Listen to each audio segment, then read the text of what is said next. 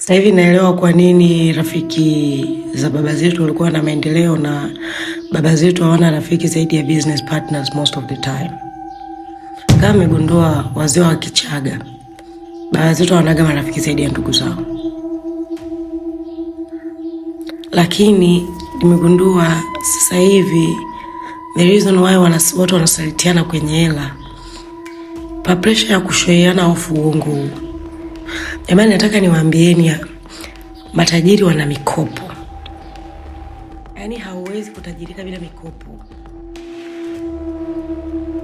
Umeona, matajiri wana mikopo. Kwa hiyo kwanza kabisa utajiri kama unautaka, unatakuwa unaweza kumudu pressure. Nikwambie tu, utajiri na pressure vinakujaga pamoja. Pili, kama utajiri unautaka, inabidi uwe na roho mbaya sana. Mimi kwamba hivi 5,000 hivi unabidi uvikate. Kama utajiri unautaka, inabidi hao marafiki ambao wanakuambia tunywe pombe, au marafiki ambao they are just there, hamna cha kumpawiana mkogi tu. Mnibu hawa you good boy, wasting time. Ondoka. Zamani wazazi wetu walikuwa wakiwa na marafiki ni business partner. Wameongea biashara. Mimi na mind yangu hapa nauza. Mimi hapa na nini? Basi hapa mimi niko na nini? Yaani ukiona Wachaga tunaongea muda wote ni biashara.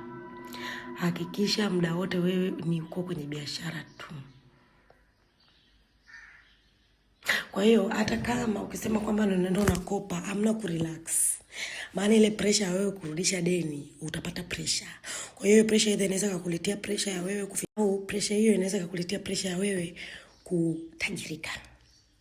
So kabla ya kuenda kuomba mkopo kwa ajili ya tamaa ya kuona mwenzako ameomba mkopo amepata, tunaomba wewe uende ukapime kwanza akili yako.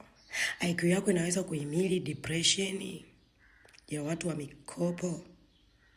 Kwa sababu wale watu, my dear, wanatuma mwanamke kuja kukuhamasisha, lakini anakuja mjera kuja kukudai.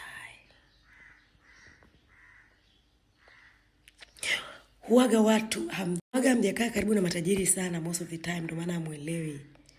Jamani, mimi nimekaa Oysterbay. Hauna sehemu ambao una billionaires kama Oysterbay. Matajiri hawanaga muda.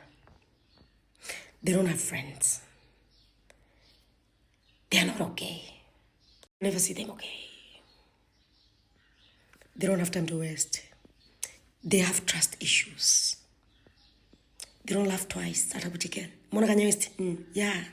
Kwa sababu mpaka anafika pale kileleni, most of them hata appetite unakuta hamnaga ya chakula. I'm telling you. Unaweza kumkuta mtu anaendesha KST, unafika nyumbani kwake, unakuta yuko beach view.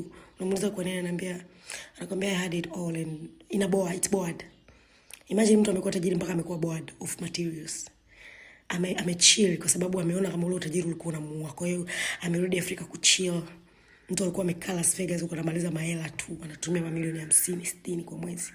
But you with your greatness, you coming first thing unatamani. You don't think ukai nao ukasubiria wale waanze kusema mambo yao. I'm not saying ni matajiri wote, but kama unataka utajiri, kubali depression.